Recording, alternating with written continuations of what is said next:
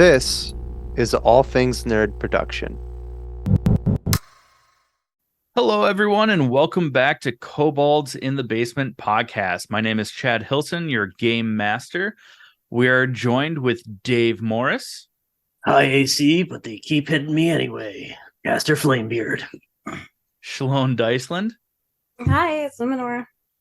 And Steven Dysland. Your friend in the shadows, Valerian. So, let's get into it. This is Kobolds in the Basement.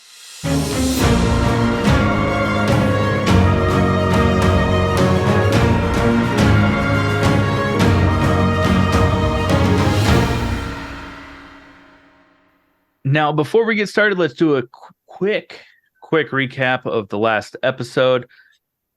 So last session, our heroes found themselves adventuring into the Mournlands during an overnight camp session, if you will. Valerian definitely found himself trying to keep watch and trying to go at it alone with some kobold scouts, sparking a little bit of a conflict where he kind of got laid out a little bit, a lot to the dismay of his fellow companions, where they called him out a little bit for trying to be the hero. But after that, they continued on towards a mysterious smoke cloud where they found what seemed to be an abandoned house. But thanks to Caster Flamebeard and his divine sense, realized that there were some reanimated skeletons all throughout. They had to go through some puzzles, kill the same skeletons multiple times before finding a secret room and a secret staircase, to which they descended to the dungeon that they now find themselves in. And that is where we are now. All right, so we're going to start here. No need to worry about your tokens, but kind of at the bottom left side of the map that we have here is where you will find yourselves at the bottom of this staircase. As we start to go through this dungeon, what are you guys wanting to do? What are you looking for? What are you trying to do? All right. So, Caster's just patched himself up a little bit and is decided he's going to stow his hammer behind his back and draw out the spear he's been carrying. Looks over them and goes, I'm going to take a little bit more defensive posture as I lead forward, and kind of holds out the shield, and then kind of Roman style is going to, rest the tip of this and shaft of the spear on the top of his shield so he can just advance with the spear point out and hopefully stab anybody who gets too close. So is there a doorway up in that area that's closed, or is it... It's more of like an archway. Archway? Yeah. I'm okay taking the front if you two are. By all means, sir, lead the way. Alright. And I'm just going to cautiously advance forward into their, shield point, and just keeping my eye out after everything we've been attacked by. I'm not trusting anything. All right, we got beds here, some crates and stuff. The chest of some kind, or is that what do we got in here? All right, are you looking to investigate like the beds, or are you looking for anything specific? How's it smelling here? You don't even have to roll. It smells musty. So musty, but nothing like no obvious sign that smell of decay or rotting or anything like that. To put it nicely, it smells like an old folks' home, like mothballs. Gross. Yeah, I agree. It doesn't necessarily smell bad, but it doesn't smell great, Cotton. So I do a little investigation check just to see if see if I can see any signs of anybody being here recently. Go for it. I mean, with the 10 for investigation, there's a a light coating of dust on just about everything, but not heavy. So you could probably gather that since you're underground, there's probably been people here in the past few days. Clearly, their cleaning servants haven't been around lately, but that's all right. All right. Well, I'm gonna see what's in these boxes. This box over here. See if it's locked or anything. Luminora is standing by Castor too, and she's just kind of like clinging to her shield like this here, and another hand like kind of peeping over it right next to him as she sees him. Is gonna open the chest up. All right, give me an investigation check, because there's a few chests in this room, basically by the side of each bed. So, so investigation, and then I add a D4 to all investigation checks, so 9. So a 9, and you're looking at the one right next to the bed, right around that corner there. Yeah, the one that was like right on the left when we came in. You open it. There's like rags in it. It's not locked by any means or anything like that. Yeah, nothing over here. Ooh, perfect. Now we can dust. Yeah. Rags. So is it? So this north end up here is walled off, or is there another? If you're heading that way, there is just kind of like another archway, and there is a hallway to the left there. But there are other chests if you want to explore those. I'll let you roll again, and we'll just kind of call it for the other 4 that are in the room. If you want to explore them. You guys, one of you guys want to check these out, and I'll stay on guard. Yeah. I suppose. Yep. So, do you want to be the one to do it? Both of you just give me an investigation check. Okay. Ooh, okay, I like it. What'd you get? I got a 19. So with 19, I need you to roll a d6. Whoa. A 2. And with a 2, awesome. So you find in one of those chests, basically all the other ones are just like the one that Cass opened, where it's just a bunch of like rags, clean-ish underwear, things like that, just replacement undergarments and stuff like that. But in one of them, you do find a vial that is kind of like a dark green with like a light green kind of swirl within it, that you find. It's an unmarked potion. Fun. So be sure to add that to your inventory. Dark green swirly vial of unmarked potion. Perfect. So, what way do you guys want to go? Do you want to go which hallway here? Do you guys? Valerian think? just kind of like sidesteps over to Luminora, and he's like, "Hey," nudges her with his shoulder. "Hey, look what I got."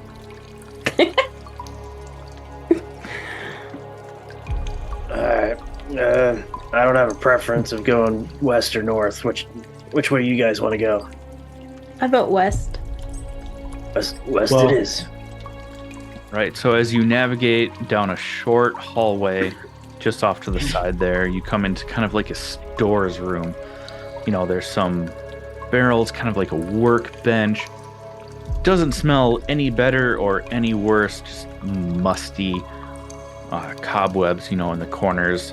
You do see both through the hallway and from the bottom of the staircase into that first room, you have seen some like skeletons, but they're all covered in cobwebs and stuff like that, so it looks like they've been dead for a long time. Are there any like are they armored skeletons or armed even?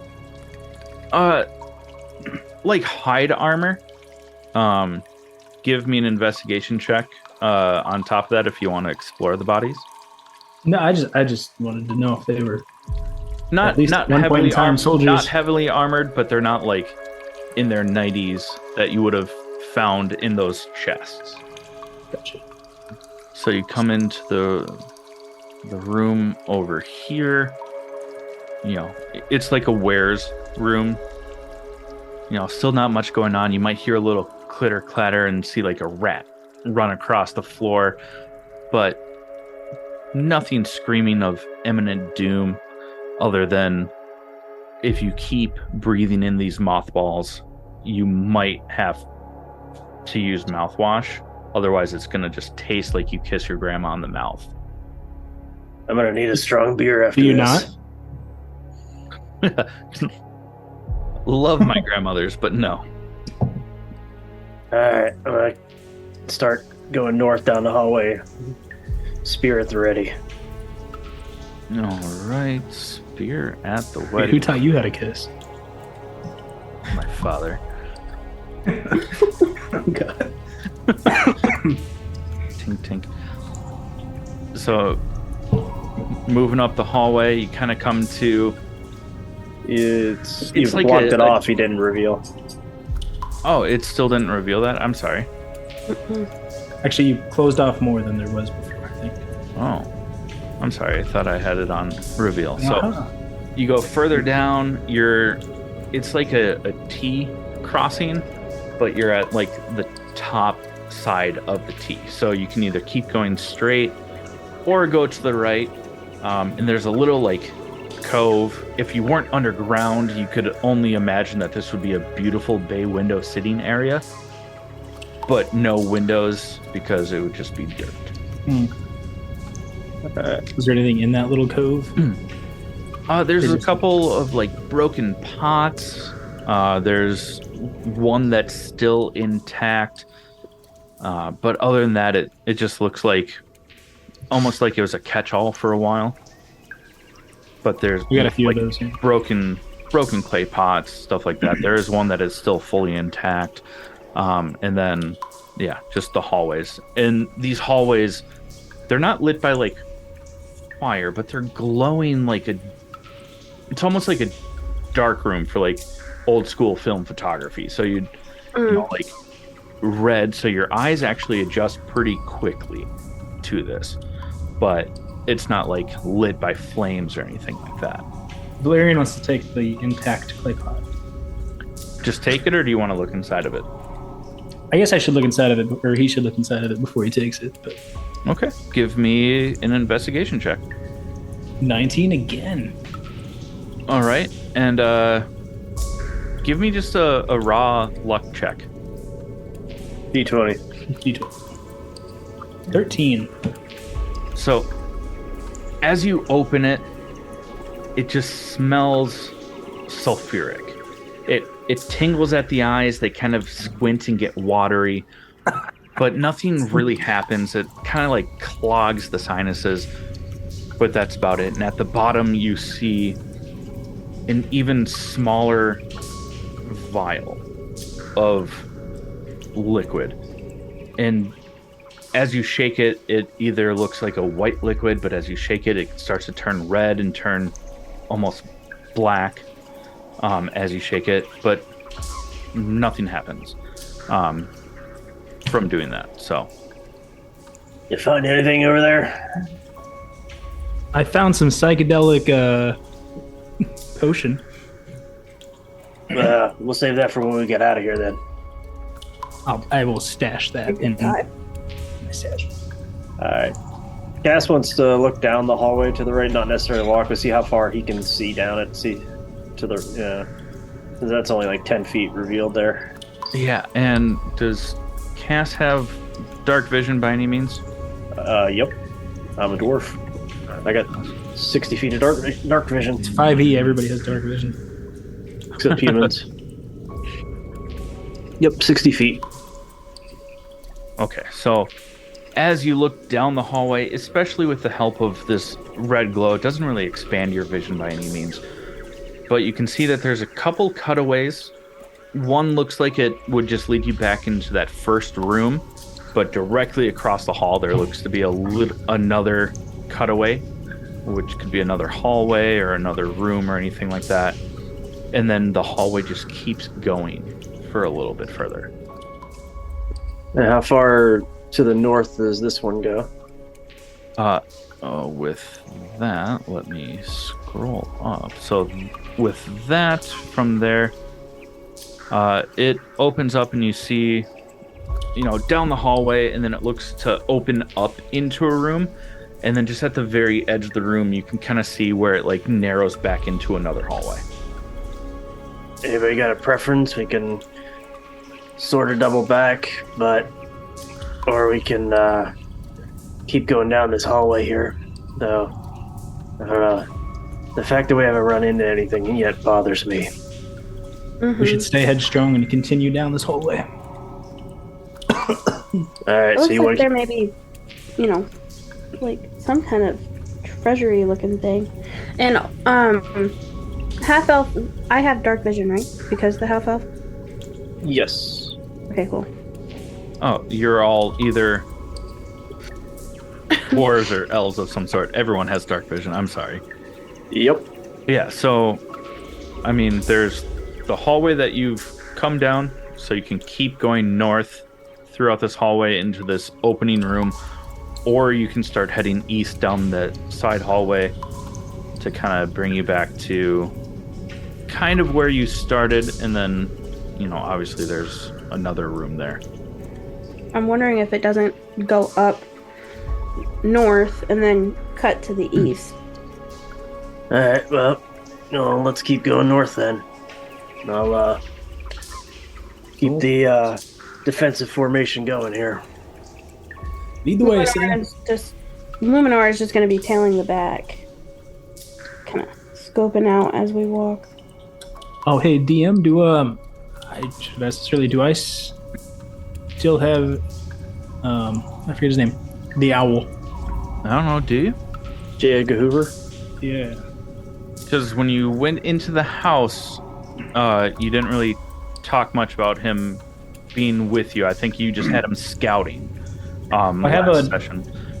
Just like nothing on here is the way I left it, I don't think, except I did have a spell slot gone. So I'm trying to think of what else I would have used a spell slot for if not Find Familiar. Well, he was never attacked, so what if you want, what we can say is that you call him to you and he finds his way throughout the house. We'll just say that it's going to take a little bit of time, so he's not here quite yet. He's trying to navigate through the house and stuff like that. Because with your Find Familiar, it's just until he's dead, right? That doesn't have a time limit on it, right? Correct. Cool. Yeah, so I think that he was left out scouting last session when we went into the house. That makes sense, yeah. But because he is your familiar, calling to him, so we'll just say, roll me a d6. And Yes, we'll sir. just say kind of how many quote-unquote turns that takes, because we're not five. So it'll be a little bit before he catches up. I mean, you did have to go through a secret room. Everything's unlocked, but he's still an owl, so. That's fair.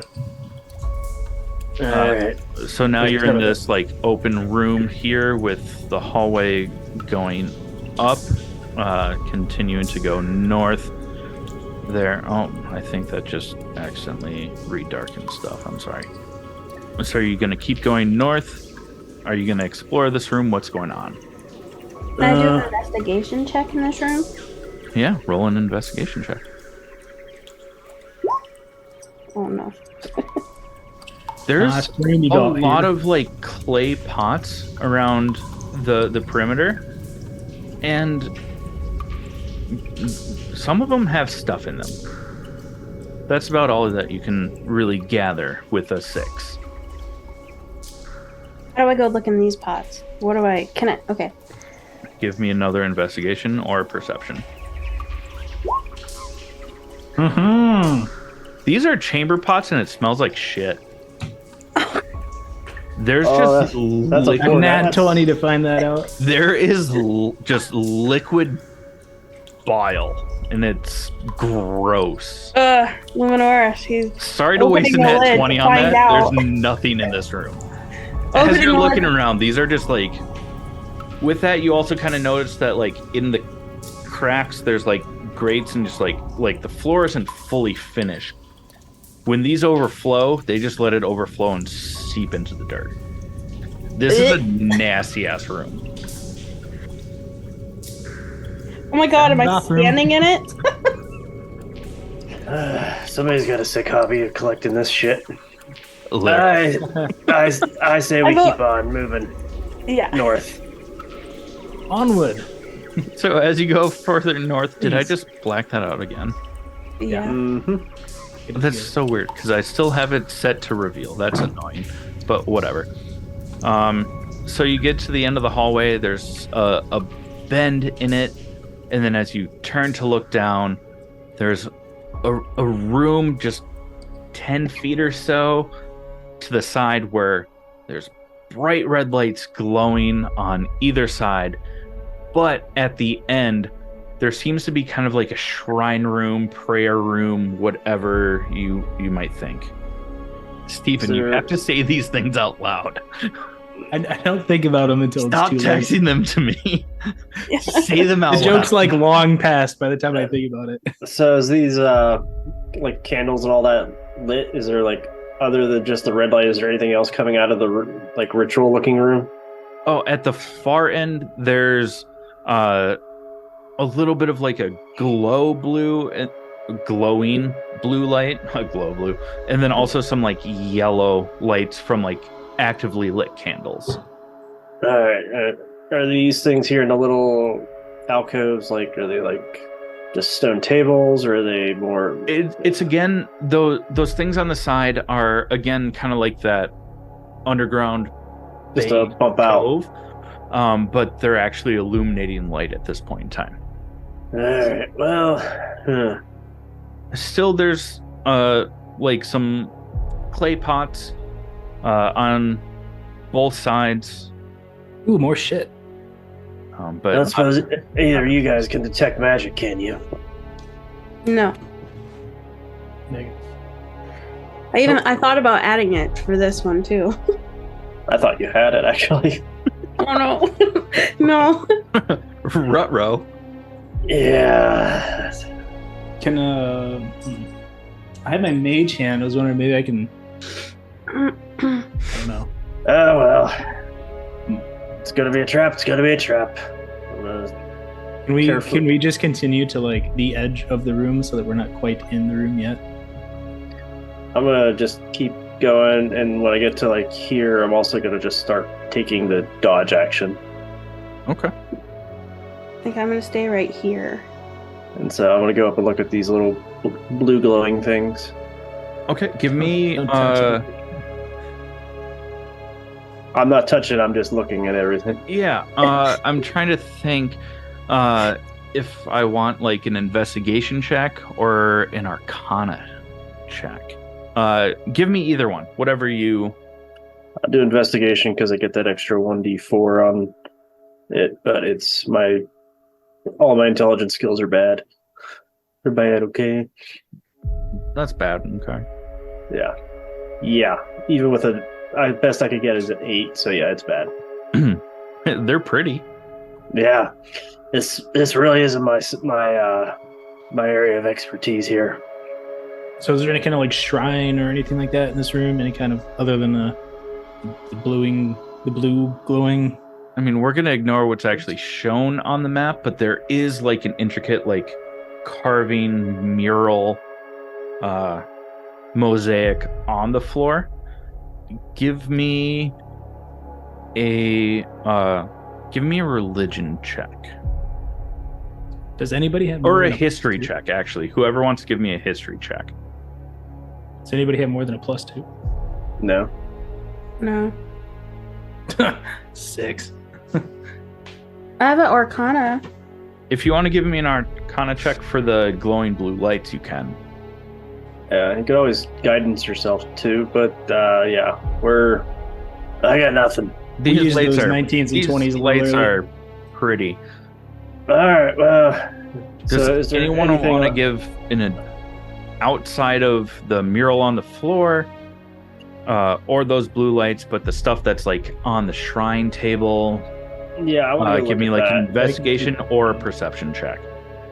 Proficiency. Solid 10 for me. Anyone else want to do another one? I'll let everyone roll for this one. Oh my gosh, a 9. Wow. Let's go, Dave. Yeah, I have a +0 to perception. I had a +2, so Or investigation. 11, and you did better than anyone. Yep. You guys are going to be mad because all you needed was a 10 anyways.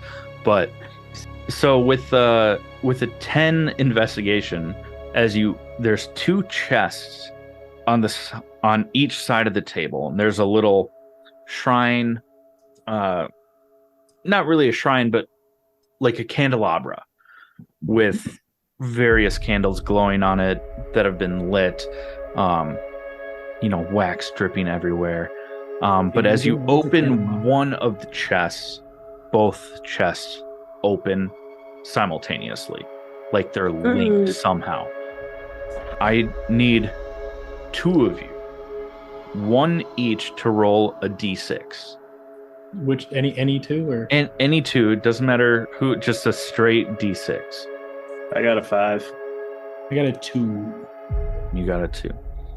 So as you open these, 1, you would almost recognize it instantly because you're carrying them on your persons.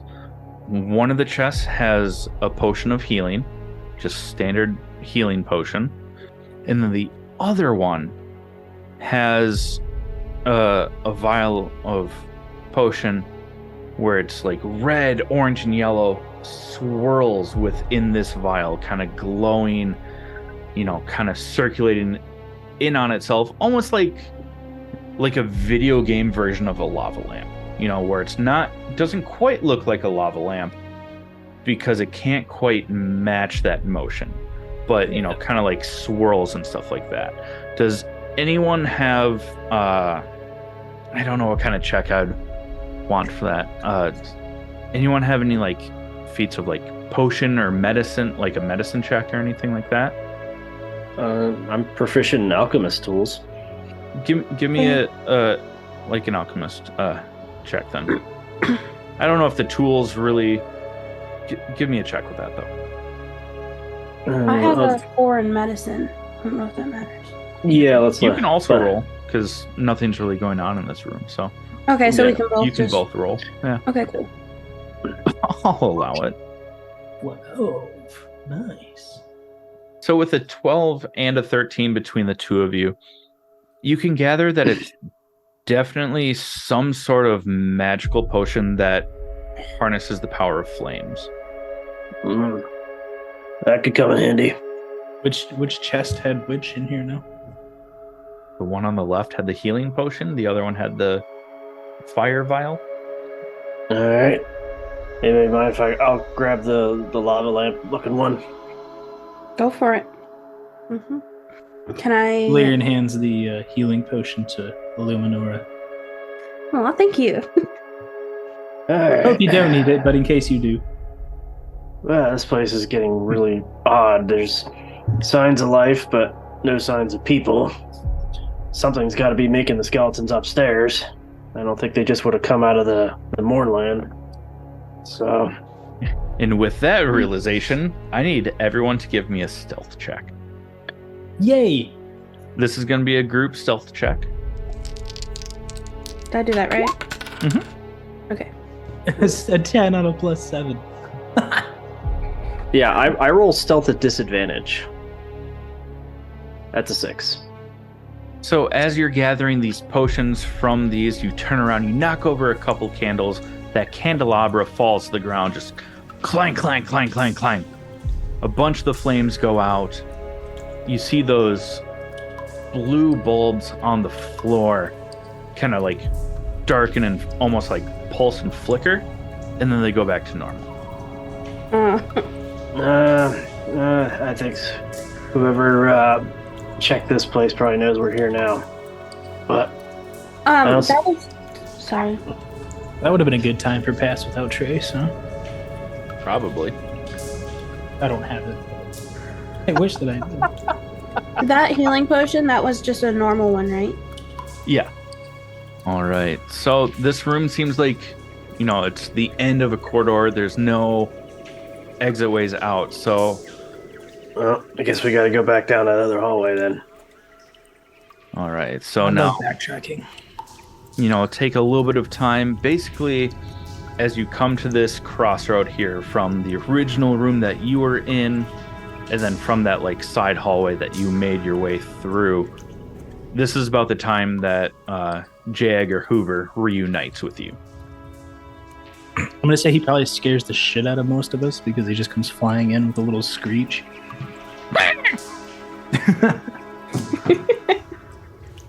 Which is not the sound an owl makes, but Yeah, I was gonna say, what the heck kind of owl do you have? Sounds more like a hawk or something. it's a screeching owl. So we're right here then. Okay, yep. Yeah, you're right here at this kind of like crossroads between this hallway, those two rooms, so you can see a little bit further down the hallway. Yeah, these look like cages. I kind of want to inspect the cages. How about you guys? Yeah, I want to see what was held here. Or if anything still is. As you go into the room, anyone who wants to, all three of you can if you want, a perception check. Ooh. Ooh. 4. Oh. With a nat 20 that is 20. not used on poop buckets. You see what would look like they're all skeletons, or at least in the process of decay, different various stages of decay, from kobolds to like true, like not true humanoids, because kobolds are pretty bipedal humanoids, but you see different types of skeletons and deceased bodies in various forms of decay. Some from that may have only been dead for a couple of weeks and are starting to look very green and bloated and gross, to like full-on skeletons. And there's basically from like the eyes, ears, and mouth, especially the ones that still have some rotted flesh on them, you see this black goopy tar kind of like oozing from their bodies.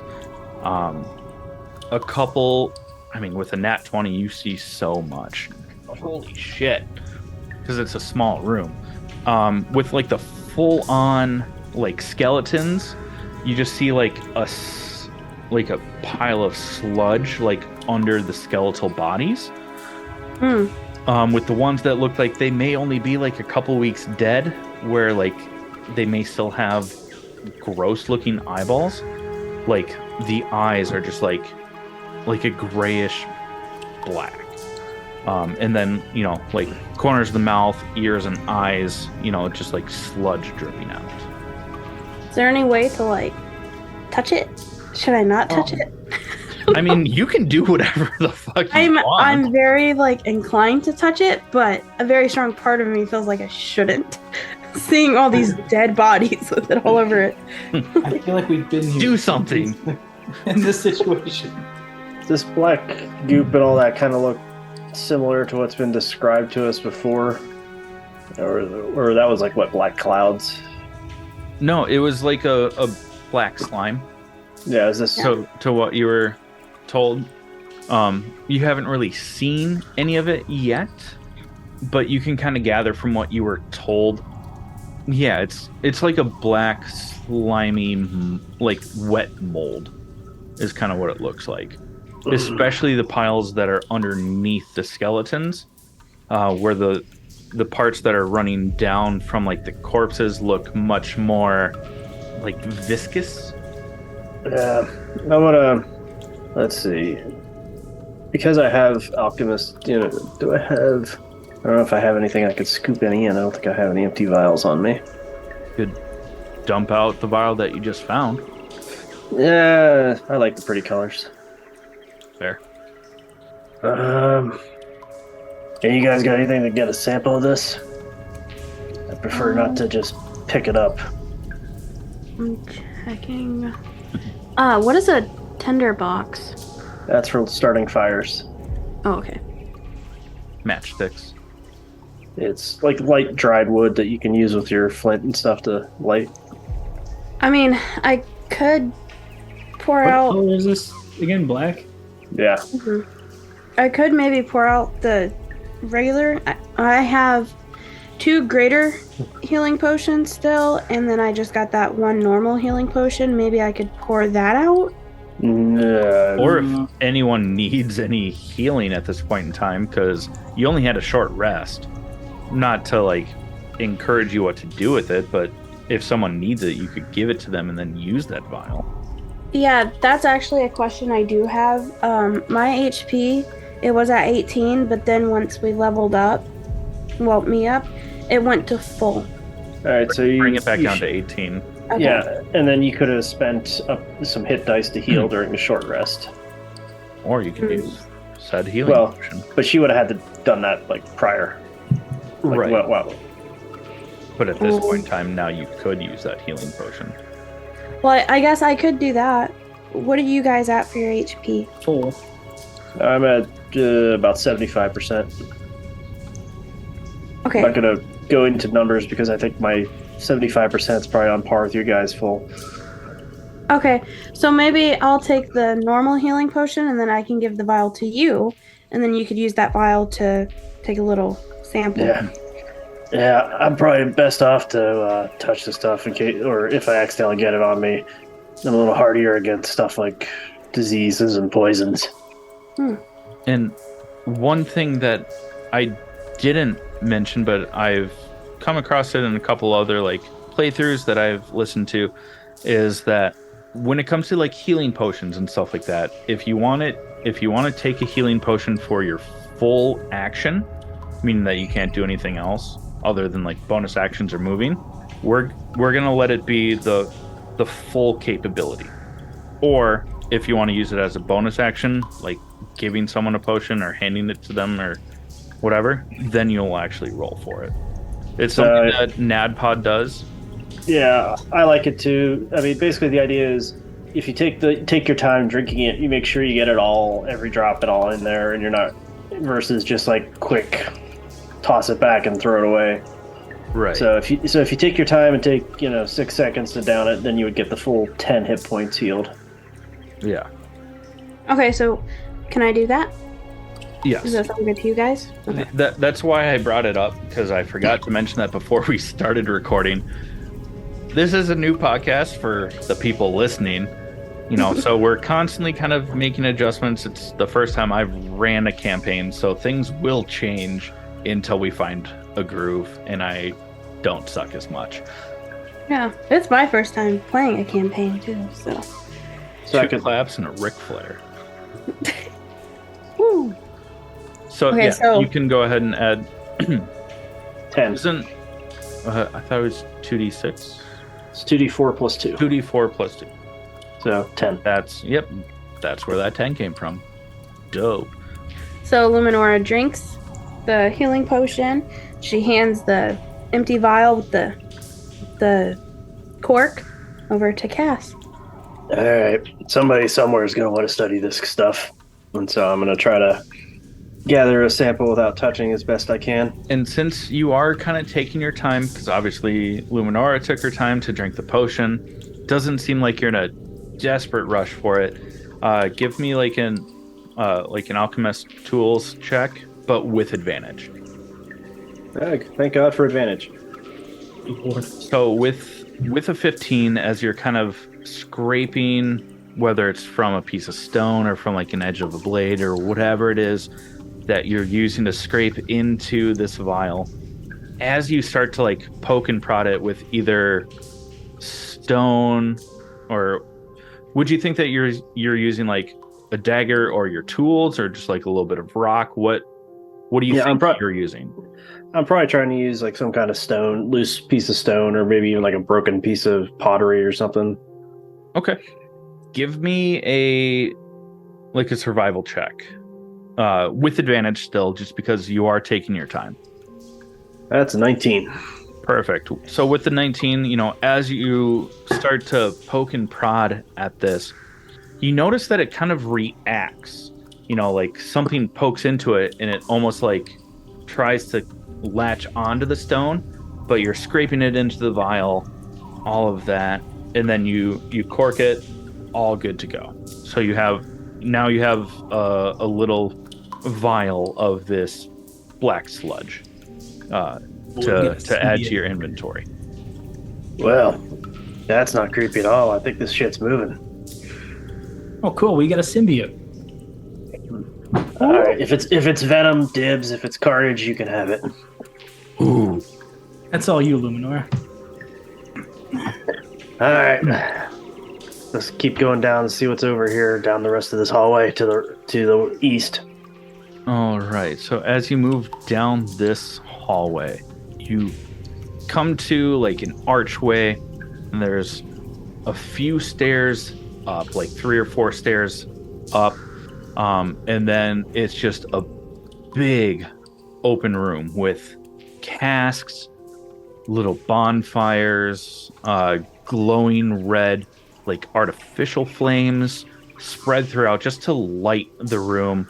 It's a couple different layers, kind of in the middle, like directly to your left as you would come into the room, but you would have to go down some stairs and kind of loop around. There is a lift, like right there to the left. So as you guys come in here, you'll see that there's kind of a walkway all the way around with some stairs at the far end. You know, there's some chests along the way, some small staircases just built up, and then there's like oak casks. You don't know if they're full, you don't know if they're empty, you don't know what's in them, but the room is empty. But everyone give me another stealth check, and we'll start with the stealth check. We'll do a group stealth check. Another 10 for me. That's totally fine. 2 out of 3 had a 10 or higher. So as you enter the room, it is very much abandoned. It's quiet. Now everyone give me a perception check as well. Oof. 17. 19. Nice. So with Valerian having, a 17, you hear what seems to be emanating from that lift shaft that goes even deeper into the ground.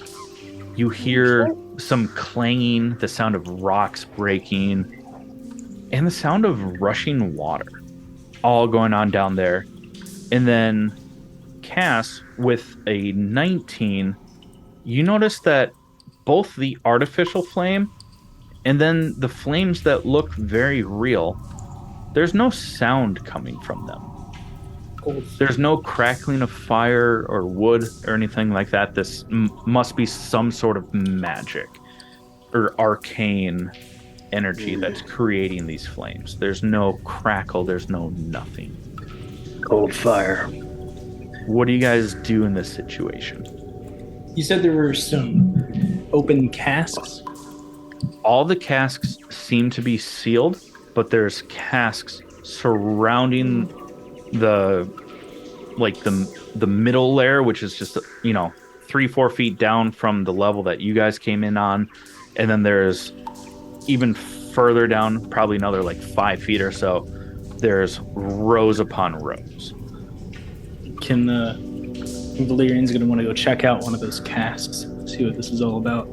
Maybe it's just some aged wine or something. Yeah, I'm pretty curious to see what's in them.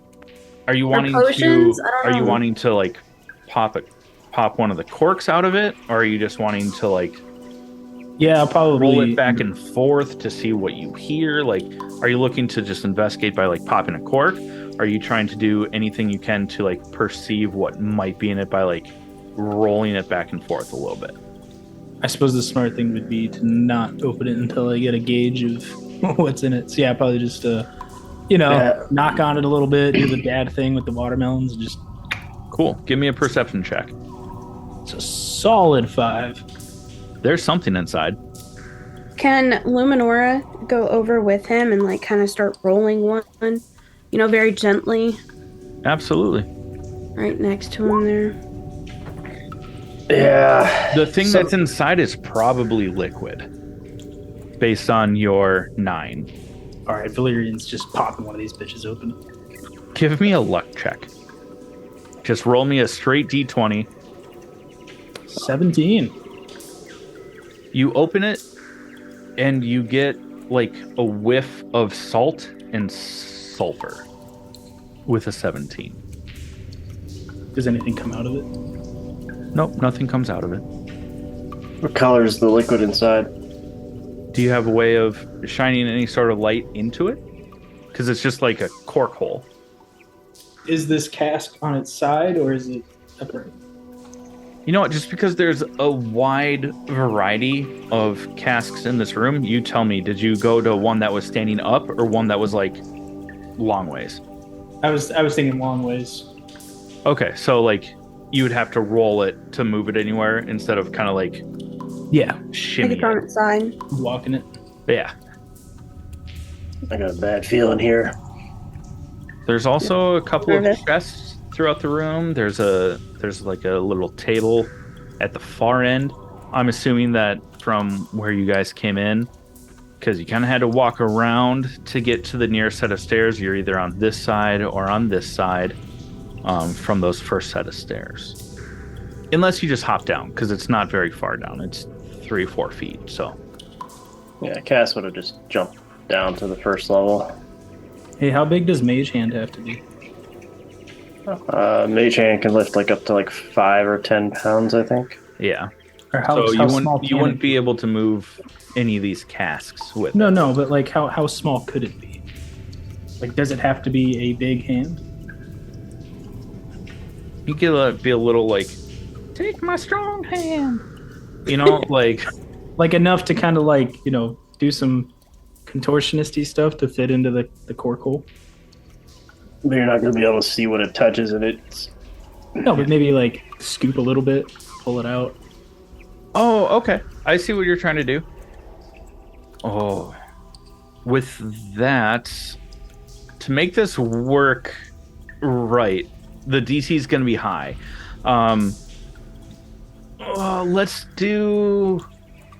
Let's keep it simple. Give me a perception check, but a DC 18. I don't have confidence. Perception.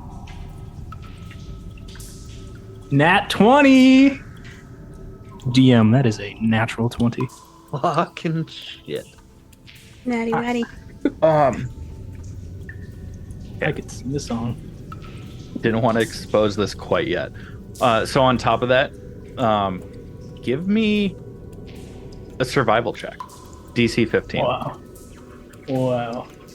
Can my owl give me the help action? Is your owl helping you cast Mage Hand? No. Yes. No. 13. So your Mage Hand, it kind of like maneuvers its way through the cork hole. You hear it sloshing around, pulling stuff out. And as it tries to squeeze out, you see it sizzle and dissipate. But at the same time, you see a little bit of black sludge spill out through the cork hole and start to drip down the box with a little bit of sizzle and just a smell of mothballs and sulfur.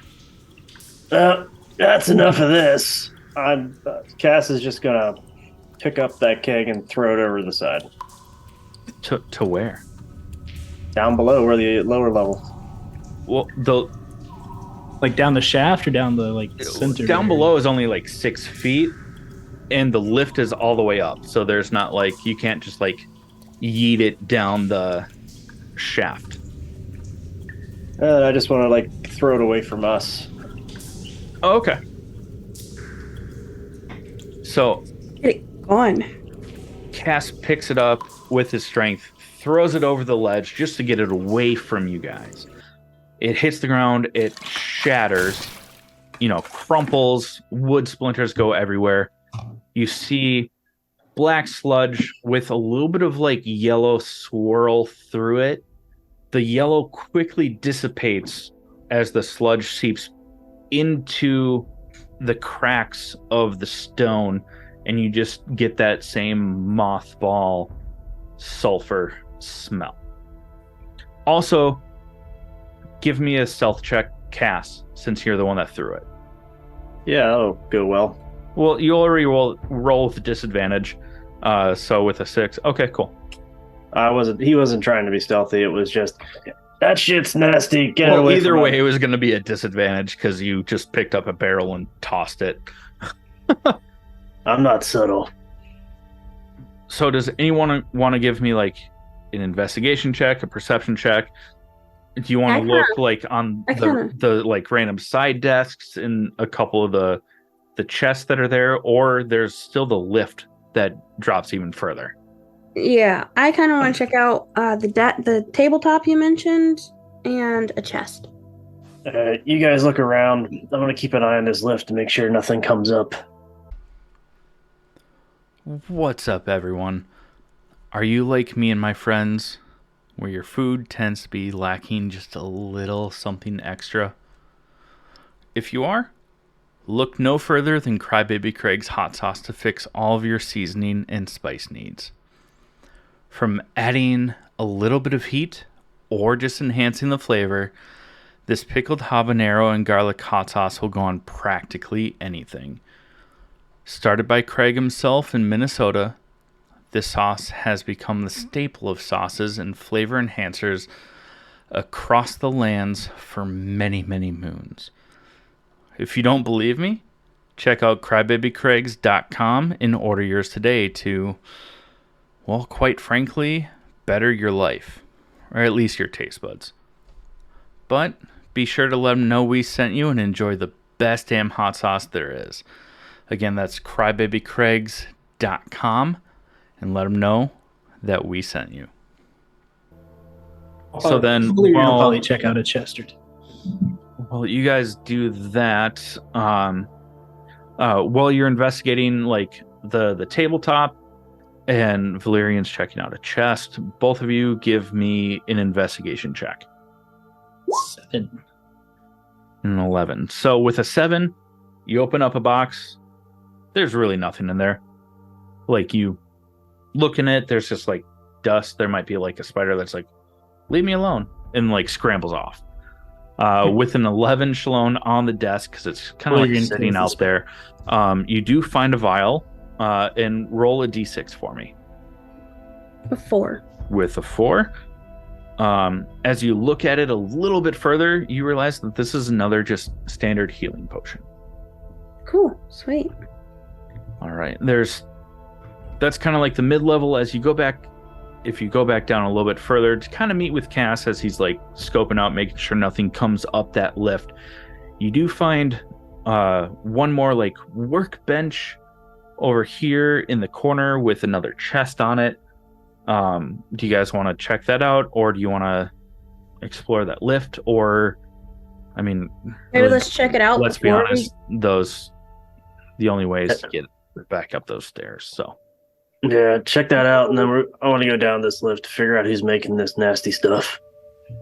I agree. All right, so I'll check the table again. 2 more people. I need 2 more investigation checks, and let's do both of these with advantage, just because they're right next to each other. Nat20. How do I do investigation with the? It's gonna automatically roll with advantage. You just take the higher of the 2 numbers. Oh, okay. 11. All right. So, with a Nat 20, Yeah. you find a healing potion, a greater healing potion, sorry, and you find a second vial. So give me a d6. And Schaloan, if you want, you can give him the help action, so it's with advantage. Or you can roll a d6 for yourself to see what you find. I'll let you choose. I'll give him the help action. That is so kind of you. Mhm. So I should just roll 2d6. Yeah, and take the higher. Yeah. 3. So with a 3. All right, and then Schaloan, give me a d6 as well. Yeah. And a 2. So with Valerian, one is definitely a potion of greater healing, and then there looks to be another regular healing potion with it. And then Luminora, with yours, it's another potion that looks very similar to that lava lampy red, orange, yellow, constantly mixing potion that Caster found. The nickname for this potion is officially Lava Lamp. You're going to be mad when you find out what it actually is, because lava lamp is so much cooler. Okay, so all right, we get ready to go down this lift, figure out what the heck's going on in this place, because we still haven't figured out where the heck the smoke's coming from that we saw outside. Yes. Yeah, so it looks like they're making this stuff too, so I wonder if more of their factory is down this lift or something, so. Well, judging from what we saw in those cages, I don't like what it's being made from. Mm-hmm. right, so you guys hop on that lift. Yep. You start making your way down. It's a slow little deal. So does like one of us have to be turning like a wheel or something to get down?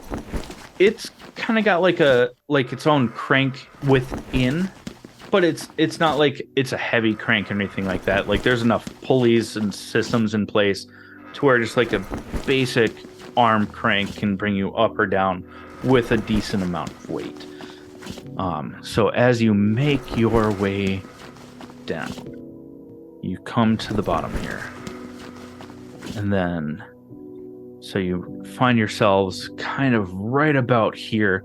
What's really interesting is, again, you don't hear any crackling of flames.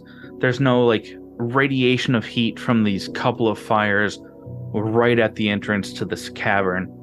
But what you might notice, and I'm not even going to make you roll for it, because if you missed this, you would just have to be dumb. Like just straight up dumb. Don't tempt us. There's moss and grass growing at like the base of it. You know, you can kind of see it here and here. You know, but you're so far underground. You know, there's all of that there. And then you come out into this room. You step off the lift and boom. And I need you to roll for initiative. Damn. Probably want to put our tokens on the map then.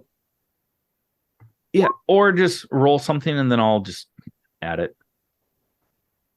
So you come off the lift, and as you step out, you see a handful of kobolds. They're carrying like buckets of this sludge. Basically, some of it looks like it's coming from like barrels that are already down there, or they're collecting it directly from the rock wall, bringing it over to the river there on the right side of the map, and dumping it directly into the water. Towards the back, it almost looks like a shrine of this giant stone statue that looks like too tall to be a dwarf, but like a dwarven warrior. Just shrouded in armor, but, you know, a big beard sticking out from underneath. And then also you see a couple of dwargers with glazed over eyes, just like a dark gray haze across their eyes. And they're just kind of standing, almost keeping patrol of the statue, but also occasionally, like as you come down the lift, before they realize that you're there, the dwargers at least are barking out commands to the kobolds to like keep moving, get to work, things like that. So from there, it is Luminora's turn. You go first. Cass, what did you roll? I don't see you on here. You had a 6. Yes. Yeah, I'm at the bottom. Okay. Wait, so these guys seem like they're slaves? But do we... The two right in front of you are waiting for you. Like, they heard you rummaging around up top. They heard, I don't know, like a barrel getting yeeted off of the side of a wall into a lower platform. Or like a candelabra falling. Things like that. They heard that someone was up there that shouldn't have been up there. So they've kind of been on guard. They didn't know to expect you, but they're ready in case someone came down. I feel like I shouldn't kill them. Well, you have other options, I guess. That's your choice, but if they come for us, I'm not gonna hold back. As soon as the lift gets down, it's out of initiative order here, but as soon as the lift gets down, Valerian just kind of like looks around and assesses a little bit of the situation. And mask that was resting in the like how this works. He's got like a little string attached to it to keep it on, kind of like a party mask, I guess. But he takes it from the top of his head and just kind of like slowly puts it down, takes a deep breath. And that's what he does. And if Luminora doesn't want to attack, I mean, she can like ready an action or take the dodge action so she can move if they try to attack. Like, you don't have to strike first just because you go first. Can I ready chill touch? Or my scimitar? I mean, I don't know, it seems like they're slaves or something, like they shouldn't be there. Or they don't want to be there. So it's kind of like killing the innocents, Neither do we. Does anyone speak Draconic? I think I do. Might actually. I do. You do speak Draconic? Is that what they... I do. Is that what they speak? Can I speak to them? Well, you could speak to them, but that's also what the kobolds are just going to be naturally speaking. So do you want to listen, try and hear what they're talking about, or do you want to talk to them? Hear what they're talking about. They're basically, you just hear like the kobolds talking to themselves of like, oh, gotta get to this. Don't want to make the boss mad. As they're dumping stuff, and then the two that are like waiting, they're like, do you even think that someone's coming down? Oh my god, who is that? What is this? You don't work here. You're not from the boss. And then they ready swords. Okay, I'll chill touch them. The one on the right of me. Okay. Northeast of Luminora. She will chill touch him. Or wait, do I get 2 strikes with chill touch? Just one? Okay. Just one. Did I do that right? No, I did not. Should be, yeah, there we go. That? Okay. A 19's gonna hit. So go ahead and click again where it says chill touch in the chat to roll for damage. Okay. So for 5. How does this poor bastard die? So what would you guys say chill touch should look like? It's Or like a. What does How it does look it- like to you? Yeah, what's your vision of it? I mean, take into your background, who Luminora is, but what does the chill touch hand look like as it goes to attack? I guess just... Oh, honestly, what it says, pure white, ghostly, just kind of like launches and like slowly just like reaches, and then from that comes like a, if it's allowed, like kind of like a purple mist at the center of the touch, and then just drops, just dead. I mean, that's definitely allowed. It's your cantrip. Okay, cool. So, as you shoot this ghostly white hand out, it just into the forehead of the kobold, this purple mist, and then it just drops.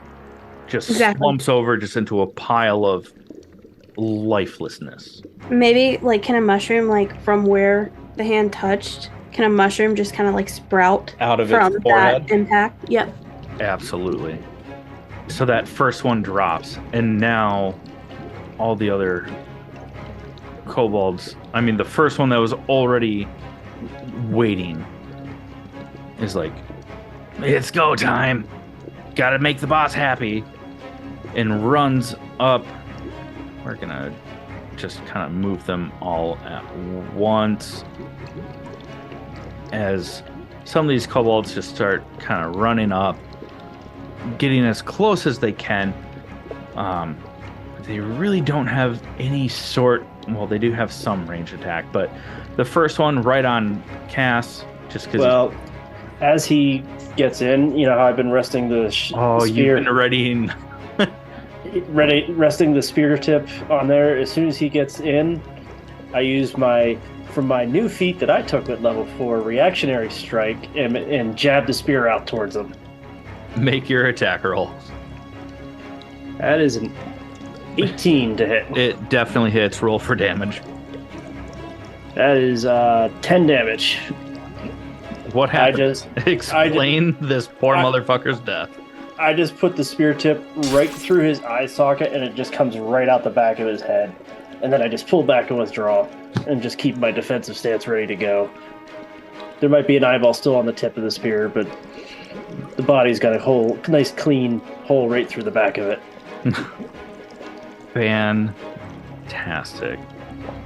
Okay, so all the other kobolds, they're too far away to really do anything, but they are still, just because they're in protection mode, they are going to all throw their slings, basically one at each person.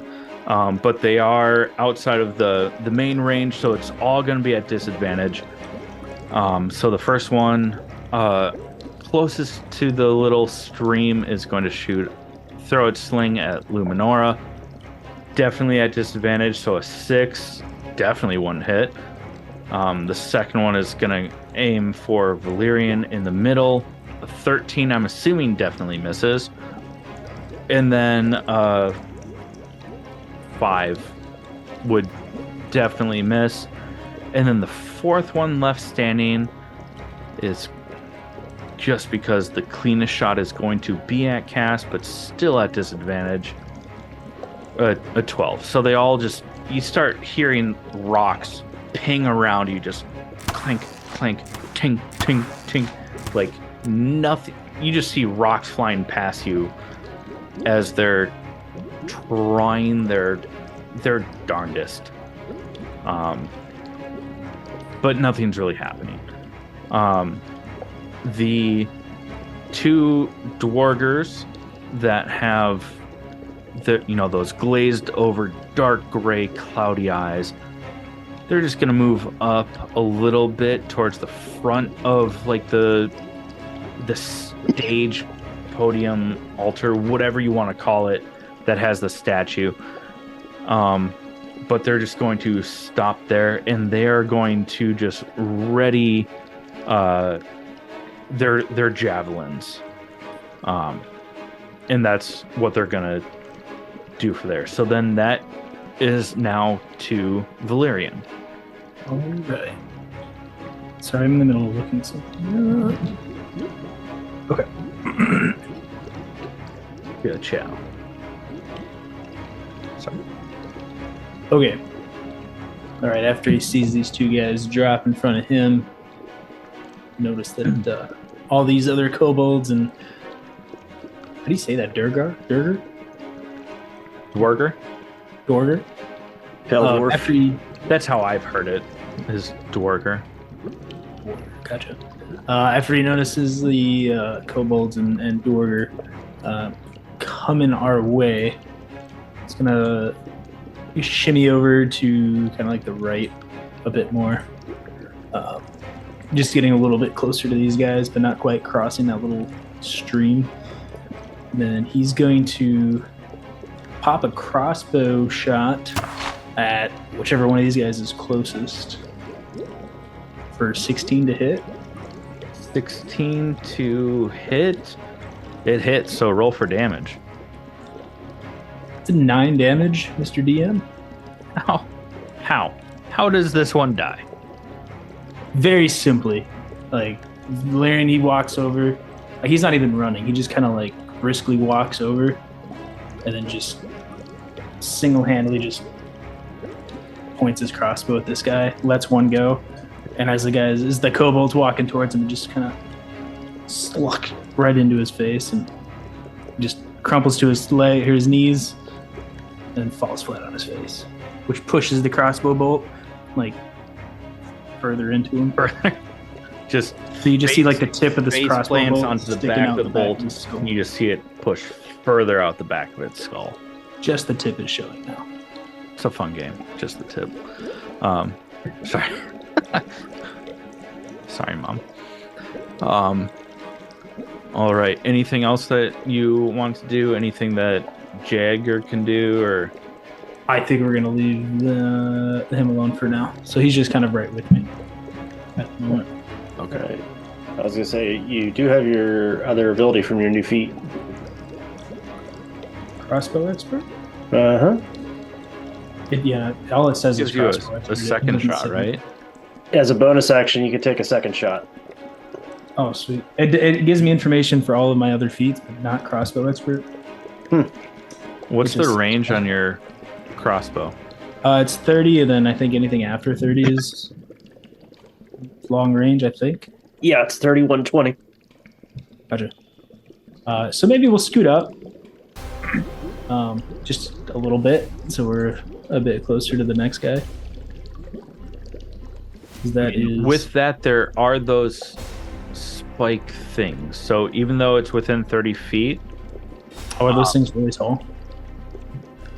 They're taller than you, so you'd have to... It would be at disadvantage to either like try and shoot through the gap or around. Because what's your range of motion? 30 feet or is it 35? Mine is 30. Okay. Because from there, obviously the first one that you attacked. So the two closest ones are both within decent range, but both of them will be at disadvantage for the second one. But if you really wanted to, Jagger could give you the help action, could he not? Mm-hmm. So then it would just be a straight roll. So, whatever the first roll is. I like that. See how he'll give me the LP on my next crossbow shot.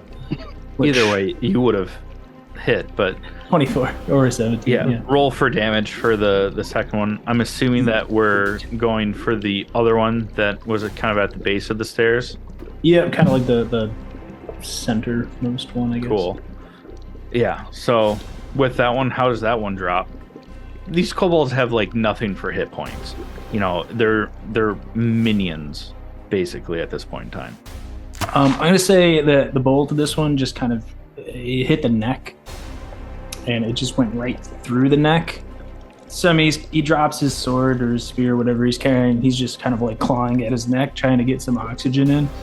It's a slow and painful one for this guy. He also drops to his knees, just unable to get any air, and also choking on his own blood.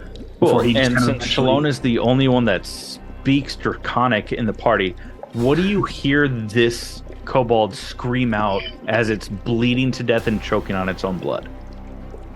No? Okay. No, what, shoot. Steven, what's that scream that you say? It's used in like so many movies. Wilhelm scream? Oh. That's what I hear. Oh! Ooh, that's public domain. That's getting added in. Fantastic. Total side note, but I guess it didn't need me to like speak the language because we all heard that, but I think that's appropriate. Oh, I'm totally on board with that one. So then, Cass, that's now to you. All right. Seeing that Valerian has cleared everything up straight ahead, but also noticing the guys coming in from his left flank. Cass is going to advance over to this side and kind of protect the left side here from any coming over here and choke the bridge. And since I don't have a ranged weapon or ability, I will just ready to... Oh, you had javelins. I do. But, I mean, I'd have to throw, and I don't even know. Their range is like only 20 feet. Oh, that's fair. So I'm just going to take the dodge action and ready to spear back on top of the shield. Fantastic. So then that comes back to Luminora then. I think you might be muted. Thank you. Sorry. Yeah. I'm gonna take my 30 feet of movement. Yeah. All right. I'm gonna move over to Valerian here, kind of behind him for my range, and how do you say these guys again? Durgar? Dwarger. Durgar? Okay. Again, that's just how I've heard it said. I could be very wrong. Dwargar. Ambargar. Wait, that range is only... Shoot. Okay, that's 30 feet. Dang it. Can I take back my movement? I'm sorry. Yeah, that's fine. Okay. This is really only just for like a visual. You know, it's not actually... It's more to help you than it is... Oh, you move there, Okay. you can't move back, you know, whatever. Okay. Let me just make sure this plan is gonna work. Oh, it does. Okay, I'm gonna move right by Cass here, behind him. And this, kobold that's up on the cliff here. I think I'm going to thorn whip him. And try and pull him off of those cliffs. Yeah. Yep, that's what I want to do. I want to try to do that. Okay. I've just been so excited to use this thing. You use your thorn whip? Yeah. Really, I have been. Right. So as you run up behind Cass, because you're Nat20! Holy shit! Yeet. Does he go yeet? Tell me he goes yeet. With a Nat20, he definitely goes yeet. Which direction are you trying to whip him? Are you trying to whip him towards you or off the cliff? Off the cliff. Okay, roll me just a luck, just a pure luck roll. So just roll me a d20. No. 10 or higher, he goes the way you want it to. If not, he just takes normal damage and is... Okay. Still roll for damage, though, as you yeet him... Oh. How does he die as you just throw a limp body off of some rocks into a spiky stream? Okay. Describe Cool. this. Paint me a word picture. Oh, there's so many options. Yeet? Okay, I want him to go downstream. He's gonna go downstream just a little, you know, as he's falling in. But thank to goodness he doesn't get pierced by one of those spikes. But as he's going downstream, Luminora just kind of like looks at him, does like a little, you know, of the hand gesture, like a finger wave with a smile, whatever. But as he's going down with the current, he gets impaled by a spike. So now his lifeless body is just there. The last thing you hear coming from him, because you're the only one that speaks Draconic, you just hear, "Father, help!" as he just gets impaled into these spikes. All right, and that goes... There's one kobold left. He's not having a good day. So he's just going to run up next to his fallen brethren. No, he's not. He's going to... Oh. He's going to run up to the edge there. And then he's going to throw his sling, because he can't get close enough to hit, but he just watched you rip his literal cousin. Like, their moms are sisters. Like, this is personal for him. He just watched you thorn whip this dude into a river to get spiked, but he was dead before he got spiked. This dude's mad. So he's going to try and throw a rock sling at Luminora. And misses. It hits the rocks in front of you and bounces over, and he just... he's not having a good day. And then let's go with that. So one of the Dwargers, they have a range of 25, so 5, 10, 15, 20, 25.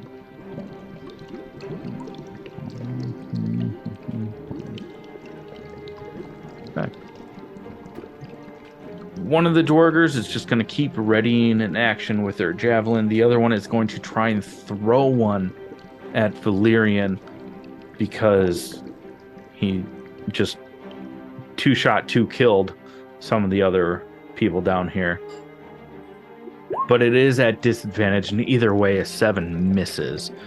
So you just see a stick fly past you, Valerian, sticks into the ground behind you. You might look back at it, or you, in true Star Wars Clone Wars with Anakin, just casually dodges, a blast coming right past your head. And then with that, it is now Valerian's turn. I'd like to do something. What do you want to do? Something stupid. How far away is the stick? The stick? Yeah. What's your AC?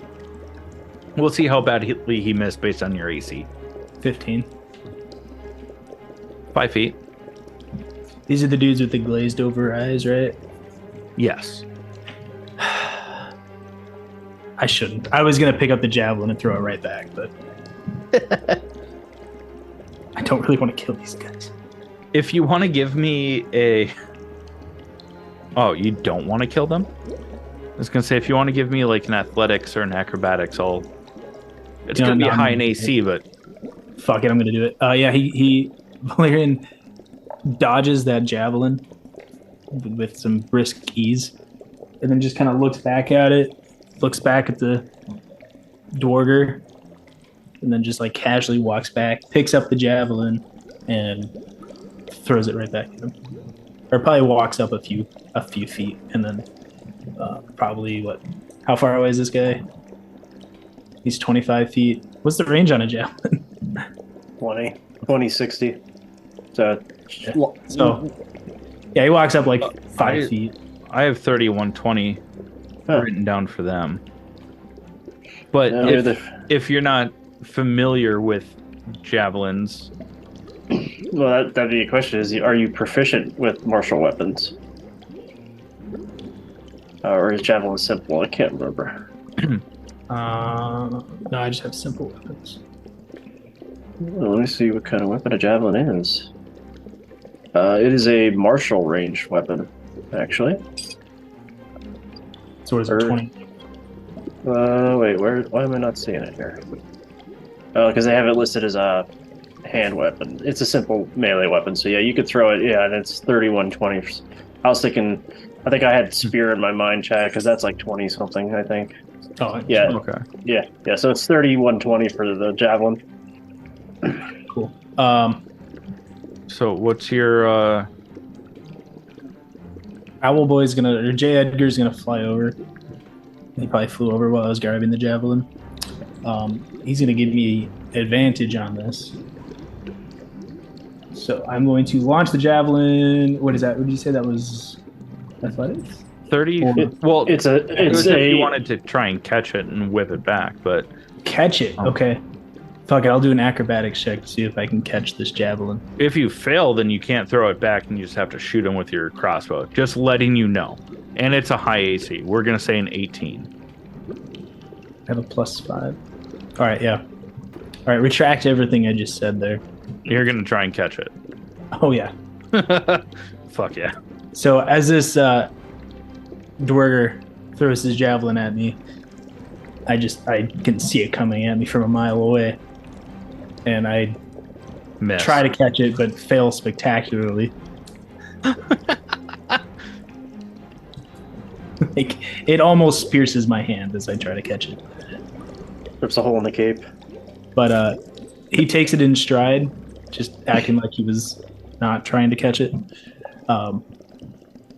He still sends J. Edgar down over there to distract this guy, to give Valerian advantage. So then with his other hand, he just pulls out his hand crossbow and fires a shot for 22. Oh, because the advantage. Yep. So roll for damage. Plus, that would be 9 plus Sneak attack. 7. So 16. Yes.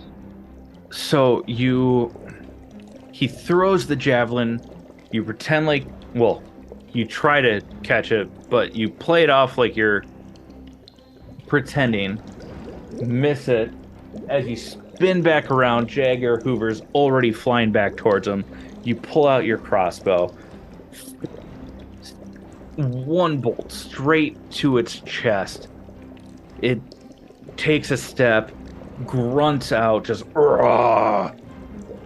And it takes 16 points of damage. It's looking hurt, but it still has life in him. And then with that, we're gonna go over to Cass. Well, he'll take his Oh, right. second attack, actually. Second crossbow. That's right. This crossbow expert. But I don't get sneak attack on the second one, correct? Correct. And you don't get advantage. Gotcha. But Don't still, need it because I got a 22 again. but 22 still hits. So roll for damage on that one. So he stumbles back after the first bolt, takes a second, gathers himself, stands up, only to get with a second one straight to the gut. Drops down to one knee, slowly starts to stand up, just grunting in pain. And Dude is looking real hurt. Mr. J. Edgar is going to use his flyby thing and get at least a little bit closer to me. I forget what his speed is, but I'm assuming it's at least 35. 60 feet in the air. Oh. Yeah, so he can get all the way back to me. Yeah. He just perches himself on my shoulder. Woo. Valerian gives him a little, like, peck kiss. Just, woo. Kiss it. And that's down to you, Cass. Alright. I still see we got the kobold threw a rocket, Luminora, another glassy-eyed, distant cousin of Cass's over there. So I'm just gonna advance up to here because that's all I can do, really. And then I'm just gonna I'll ready the dodge again and just be ready for when one of these guys comes running up to me. Right. So from there, as Cass is runs across this little footbridge, kind of in between two different spiked fences, gets into a defensive position, readies himself in case anyone gets closer, really playing a very aggressive defense to ready the way for Luminora to do what she needs to do next. And that's... Oh, okay. Sorry, just looking at my stuff here. Don't worry, I won't let him pass me. You need to throw me. Just kidding. No, Cass is tall for a dwarf. Oh yeah, but still, tall for a dwarf is like 4'10". Oh, you said he was like 5 feet tall. Yeah, he's just under 5 feet tall. Oh, just under. Oh, Yeah, like the tallest of tall dwarves are like 5 feet. Yeah, so he's on the very high end of. He's like, a toque. Could ride a full-size horse if he wanted to. Ooh, love it. Okay. I'm going to chill touch this Durger to the west of me here. Moved up past these pikes. Okay. So I will chill touch that guy. It's 13 to hit. So still the white glowy hand reaches out. Still looks the same as the last time. Just the white ghostly hand. As it flies towards the Dwarger, he just kind of like leans slightly to the side and misses. Damn. Anything else you want to do with like a bonus action or anything like that? No. Nope. Okay. Unless, well, the only bonus action, at least to my knowledge, that I have that I can use is Healing Word. So unless I use that on Cass, there's nothing. Don't you have Halo of Spores or anything like that? Yeah, that's a reaction if someone gets close to her. Yeah. Yeah, they have to be within 10 feet of you before you can use Halo Spores. Love it. Okay, so now it is the kobold's turn. Mm-hmm. See, the only thing is, with the one remaining kobold, for him to get to Cass, he's gonna kind of have to like sidestep around the fence because it goes right up to the stream. So I'm going to do some sort of athletics to get around it, because otherwise he might not be able to make it all the way around. Or acrobatics. And that comes down to... Is that dexterity or strength? Acrobatics is dex, athletics is strength. Okay, well, we're gonna go with that. Fucking fails. And just kind of like drifts.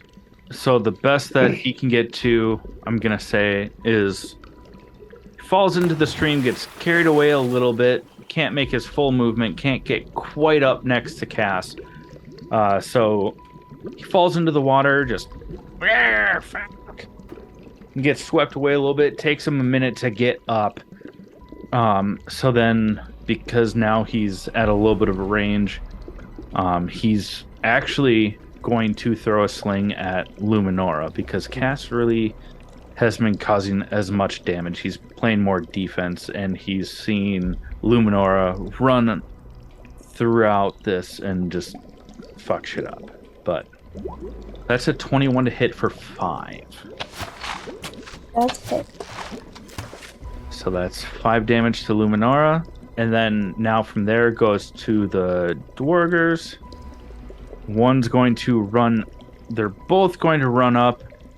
One is going to come within Cass's melee, and I know that you have an action readied, so why don't you go ahead and roll for your javelin or spear? Sorry. Yeah, well, I have my retaliatory strike.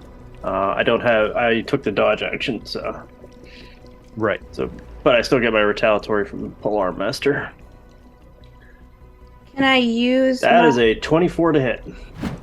24 hits, roll the damage for that first Dwarger. And then, yes, Schaloan, you can use your Halo of Spores on that. So that's for 7. 7 piercing. He runs up, just starts to round the corner of that, like, spike fence. He knew that you were there, but didn't quite realize how prepared you were. Runs around and just gets just stabbed right in the side. I'm a one-man phalanx. Give me a perception check. Now that you're super close on the Dwargers, and made direct melee contact. That is a 15, Cotton. You sure do like pumpkins. So as you jab him, what you notice is, even though you stab him, kind of like in the side as he's rounding the corner, his eyes, because they're like glossy, dark gray, they get darker with the pierce attack, and a little bit of black sludge starts to run from the corner. But I'm not sure these things are still alive anymore. And then Luminora, because the other one ran up to you. Do you want to use your reaction for your Halo of Spores? Yeah, and wouldn't it be for both of them because it's within 10 feet? You can only use your reaction once. So you can only target one of them. I moved them at the same time, but yeah, it would only be on one of them. Now, if they don't move on your next turn, you could technically hit both of them, I believe. It's a reaction, so it's a one target. It's one target per turn. Okay. And that's a con save for them, correct? Or is it a dex save? Okay. Yeah, Do I have to beat a 13? Is that what your constitution saving, like your spell save is? I can check really quickly too. 14. Yeah, I just saw this too. Ooh, it just went up, so it's a 14. Yeah, because of her increased wisdom. Okay, so I have to... Well, he rolled a 5 either way. And I believe that last session we said that it just does the max. 4 necrotic. Yeah, Halo of Spores. It is It's 1d4. 1d4 for each level that you are, right? No, it's just 1d4. Yeah, until level 6. Yeah. So then they just take the 4 damage. Mm-hmm. So then that one in front of me would be gone. What does this look like as it runs up trying to attack and then dies immediately? It only had 4 hit points left, so it killed him. I guess because the Halo of Spores is invisible. Runs until it hits the wall, and then, the momentum, just running, and then, well, bam, right on its face, right in front of my feet. Fantastic. And of course, it kind of slides a little bit, too. It slides and stops between you and Cass, just face down. A little bit of blue and purple luminescent mushrooms just start to sprout out of the back of its head as it just goes down. But the other one that just got stabbed as it rounded the corner from Cass is going to react to Cass, and it is going to swing its normal sized war pick for a whopping 9. So it gets stabbed, kind of reacts haphazardly, swings the war pick around, hits the fence, a little bit of wood splinters around you, but nothing that's going to affect you happens. And then from there, now we're going to go down to Valerian. All right. Valerian is going to take a few more... He's going to take a few more steps to get around towards the side of this Dweger guy. Dwerger.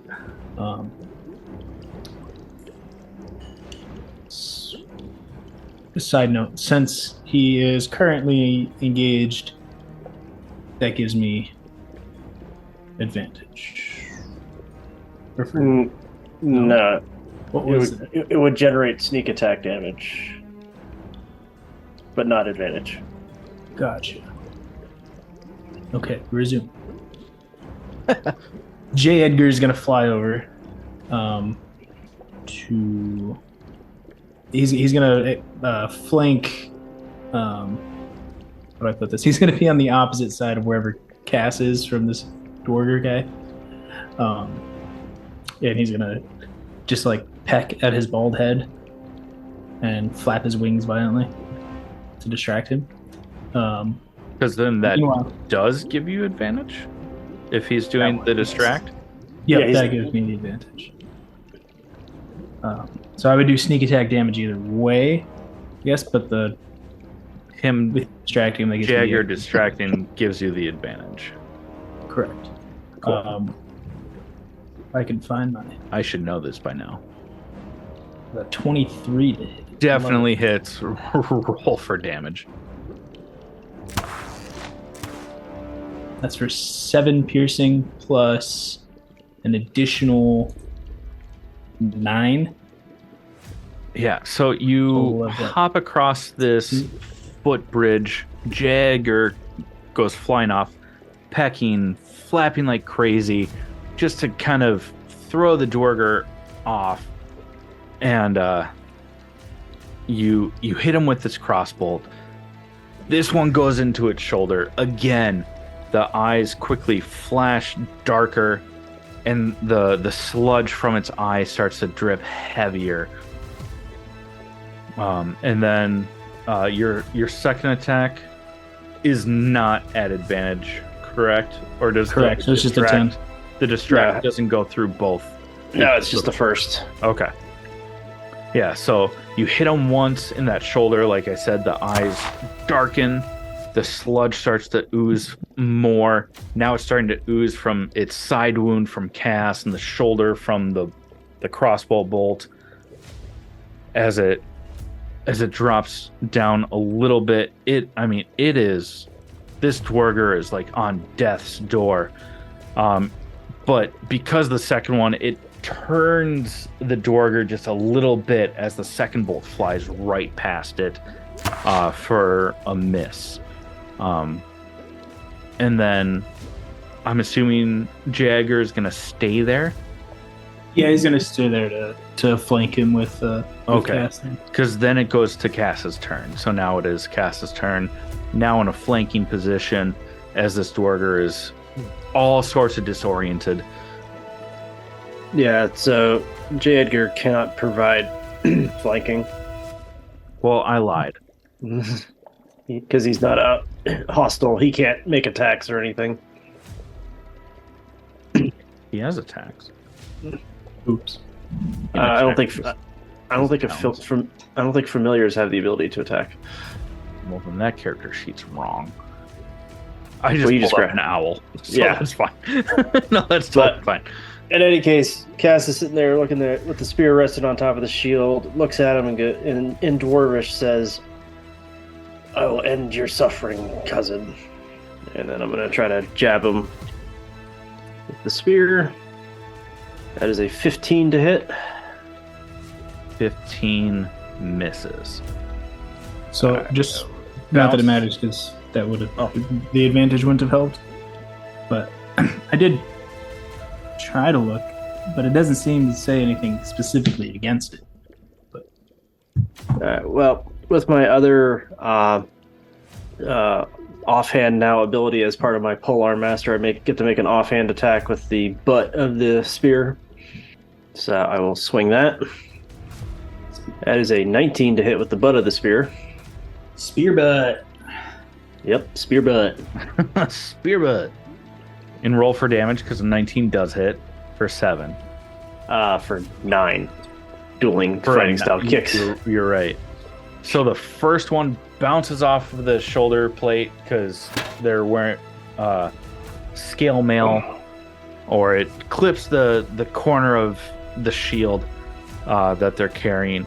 And as you say in Dwarvish, "I will end your suffering, cousin." He just says, "You'll never." And then his voice changes and says, "Help me, brother." As you then swing the back end of the spear and finish him. Yeah, I just break the butt end of it, and like the little rounded end just like catches him like right on the temple, and just like clocks him completely over and cracks the head over and takes him down. And just drops him. Fantastic. And then that goes back up to Luminora. You still have one kobold at the footbridge. He's soaking wet, looking very mad. It's like a black, shiny water that's dripping off of him because they were dumping the sludge into the stream. And it is now Luminora's turn to attack.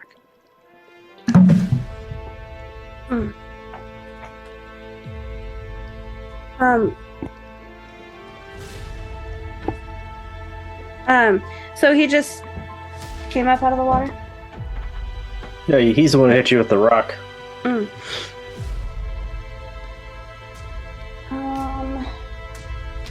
kind of want to try running up to him using the scimitar on him. Okay. So I'm just gonna run up there. Do I just hit the scimitar in my inventory then? Make sure if you're on the character sheet, you want it up in the main box, not in the inventory section. It'd be under your attacks and spellcasting list. 16 to hit? 16 hits, so roll for damage. 5. How do you end this poor bastard? So she runs up that 10 feet, pulls out her scimitar, kind of swings a little bit to where the edge is on the outside, like of her forearm there. She just does a clean swipe to his throat. And then he's just, grabs his throat like they do and drops to his knees.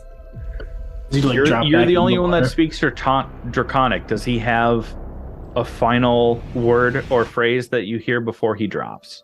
No, just gargling noises. Just a clean gargle. He drops to his knees and falls back into the creek. All right, so now we are out of combat. You have a couple of options here. There still is this giant statue. There's also black sludge running down from some of the walls. There's a couple of barrels and crates that look to be filled with this black sludge. Some that have right by the riverboat where the stream kind of runs through the caverns under this waterfall and continues on. What do you want to do? I'm wondering what this thing, the skull sculpture over here, like what's with that? Yeah. Give me an investigation, history, or religion check. Cass wants to go look at the giant dwarven statue thing. Okay. Valerian goes with Cass. Same thing. Give me like an investigation, religion, or history check for you guys that are checking out the statue. With a 7, Luminora sees this kind of like almost like ritualistic altar, but it just, you can't make heads or tails of it. It's definitely stonework, and there's like cold fire glowing around it, but that's about what you get. Okay. With Valerian getting a 21 on the statue for history, you do not recognize this statue, this being. You don't know what it's from, who it's supposed to be of, but it gives off like kind of like an evil aura, which even with a low roll of a 5 for Cass for investigation, this statue wasn't carved here, it was moved here, and it has this eerie kind of aura to it. Is there any kind of writing or anything on it, or just... With a 5, there's carvings. Is there any kind of writing on it? With a history check, it just... Do you speak Dwarvish? I do. Okay, so with a 21, you can make out that it basically says that at dawn a new day breaks. That seems peaceful. Well, maybe, but what they're doing down here doesn't seem good. Looks like they're putting that sludge into the stream, and I don't know the maps very well. I don't know where this water would finally end up going, but if it leaves the Mournland, then it's getting into somebody else's water. So from here, you have a couple of options. You've eliminated all of the workers that are down here. You have control over the lift because it is down here with you. So you can either go back up, go through the mine and dungeon that you guys are just in, back up through the house, get back to your mounts and carry on. You can stay down here and take a long rest, let all of the effects of your leveling up and a long rest would provide, or you can get on the ship. It's a rowboat, let's be honest. It's nothing special.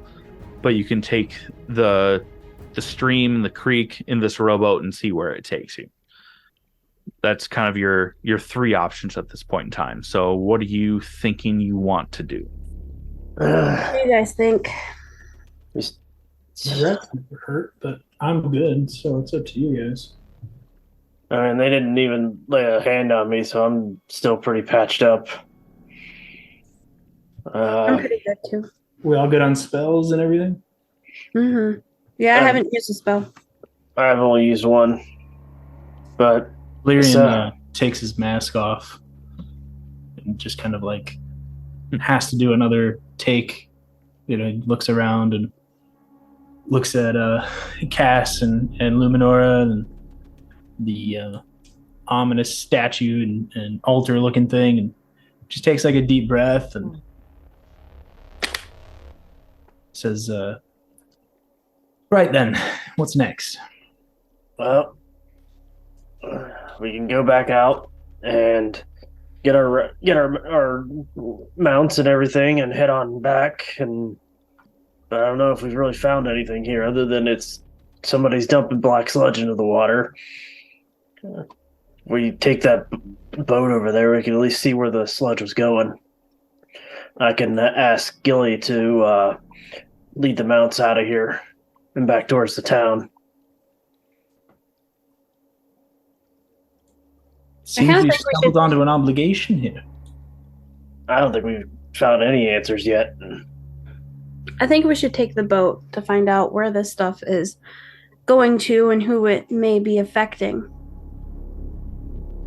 Yeah, I've got a real Batman Begins vibe out of this.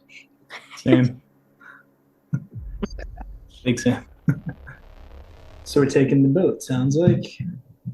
Yeah, I'll let Gilly know to lead the horses back to the town as best they can. She'll take care of them, or she'll at least protect them as best she can. All right. Do we want to rest before we go in the boat, or do we want to just keep on keeping on? I feel right as rain, sir. Yeah. Yeah, I'm feeling good. All right, I can keep going. I'm still pretty stocked up. They didn't stress us out too much. As Cass and Luminora start walking towards the boat, you know, I'm still...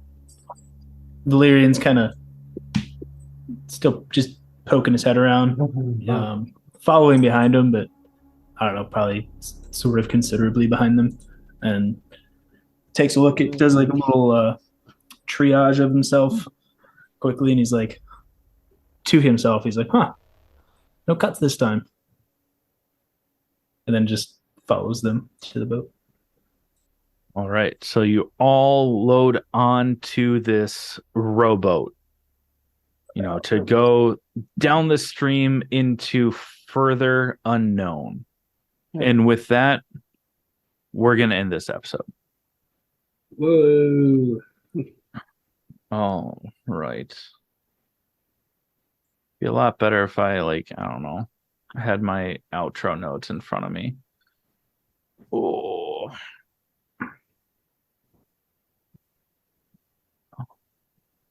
All right, so, you know, as we're wrapping up this episode, you know, for our listeners that would like to support us, please head over to buymeacoffee.com/allthingsnerd. It's a monthly subscription. We know, look gross. We're asking for money, but it's a great way to support the show. You get some behind the scenes, some extra episodes as we get further in, as well as member exclusive merch, as well as ways to just like ask questions quicker, faster, and get a chance to know us. So again, that's buymeacoffee.com/allthingsnerd, since this is an All Things Nerd podcast production. Also like, share, and subscribe to stay up to date on episodes, announcements, and everything like that. Does anyone here have anything that they want to plug? Anything that you've been watching recently that you're intrigued on? Any sort of nerd related things that you're stoked on? Anything?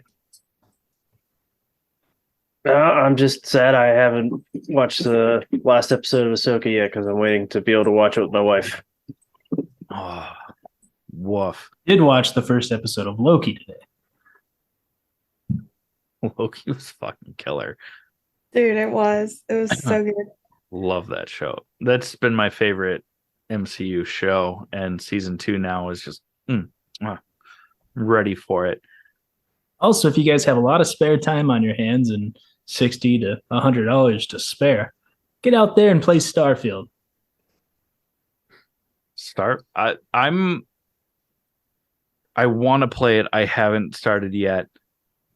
Too many things have stopped me from dropping the time and money on it. It might Baldur's consume- Gate. Have you started playing Baldur's Gate? I haven't yet, but I am dying to right now. Oh, I want to so bad too. Just all of those things. For me, I mean, as the game master, anything, if you like podcasts and you like nerdy shit, especially if you like drinking and talking about nerdy stuff, check out the All Things Nerd podcast. That's our flagship parent podcast. It's a weekly dive into all things nerd. It's fantastic. We drink a lot, and we think we're funny. We've been told from other people, not just our parents, that we're also funny. It was me. It was Steven. Yeah, you're funny, damn it. We have stickers to prove it. If there's nothing else that you guys want to plug, I mean, we can wrap this up for this session, and we will see you next time. And goodbye from the Kobolds in the Basement. Later. Bye, everyone. Yeah. Auf Wiedersehen.